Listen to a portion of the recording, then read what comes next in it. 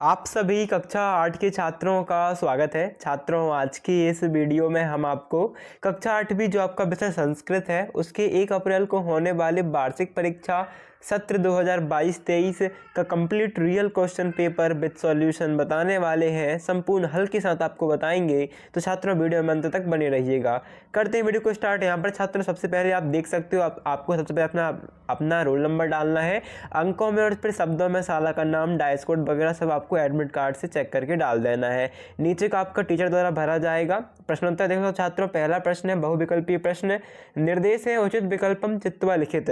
पहला क्वेश्चन क्या है आपका, सूर्योदय आश्विन पदे संधि अस्ति। मतलब छात्रों सूर्योदय में कौन सी संधि है, तो यहाँ पर आपको 4 ऑप्शन है और छात्रों आपका राइट आंसर आ जाएगा गुण स्वर संधि। आपको क्या टिक करना है आंसर में, आपको आंसर में टिक करना है गुण स्वर संधि।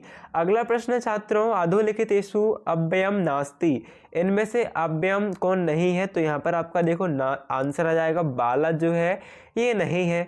थर्ड क्वेश्चन है छात्रों, लिखित्वा आश्विन पदे प्रत्यय अस्ति। तो हमने आपको बताया था कि प्रत्यय क्या होते हैं जो कि आखिरी में लगते हैं, और उपसर्ग क्या होते हैं जो कि पहले लगते हैं, है ना।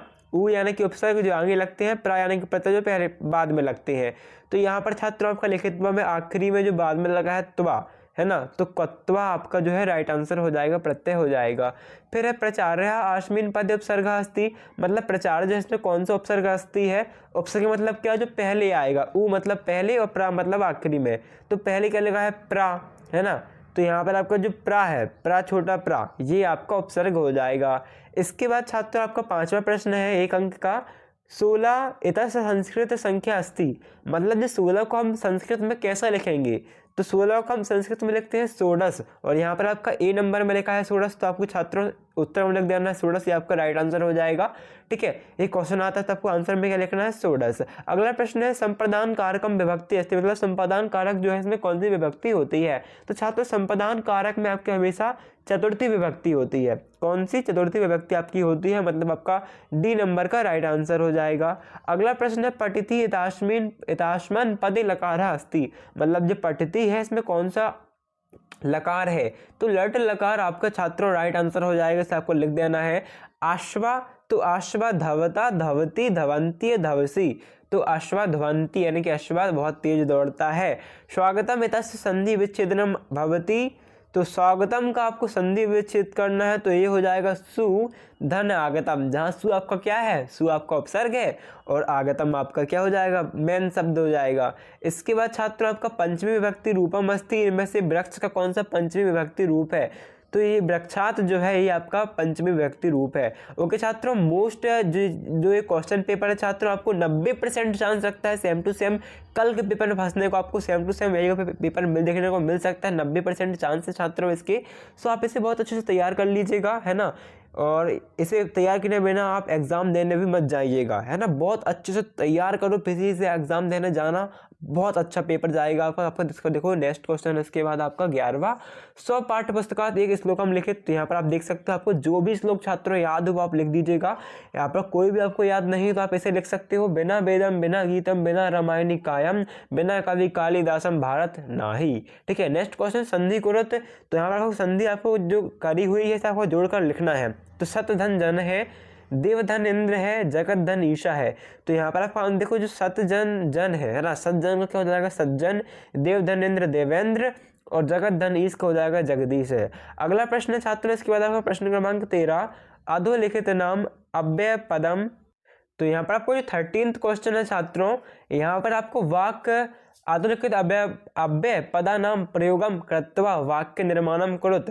मतलब इन अव्यय पद का उपयोग करके वाक्य निर्माण करना है। मतलब आपके वाक्य में चा का उपयोग होना चाहिए, आपके वाक्य में अपि का उपयोग होना चाहिए, आपके वाक्य में एव का उपयोग होना चाहिए। तो छात्रों पर चा का उपयोग क्या करना है आपको, रामः चा लक्ष्मणः चा सीता चा वन गच्छति।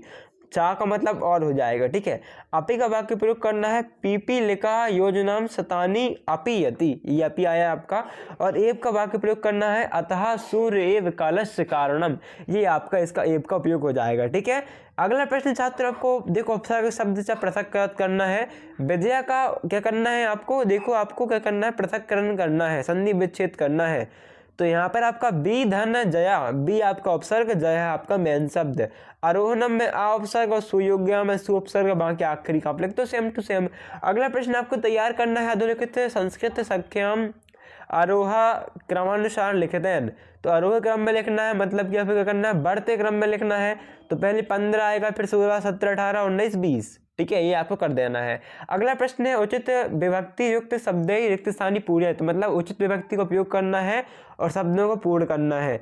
तो अहम पुस्तकम पठामी, मतलब मैं पुस्तक पढ़ रहा था, लिख रहा था, अध्ययन कर रहा था, विद्यालय में जाके गच्छामि विद्यालय, अगस्त ईश्वर ध्यानम करोमि, सायंकाले उद्यानम भ्रमणम करोमि, ये आपके राइट आंसर हो जाएंगे।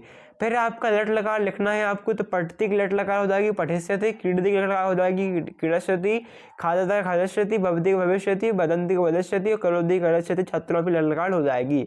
अगला प्रश्न है प्रत्यय योज्यत्वा लिखित, तो पठ धन कत्वा पठित्वा, लिख धन कत्वा लिखित्वा, प्राधन लय प्रदान, अज्ञम लयप अगत्य भुगत्वा भूत्वा, बी लिख अलप्य तो बिलिख्यम, ठीक है, ये आपका राइट आंसर हो जाएगा।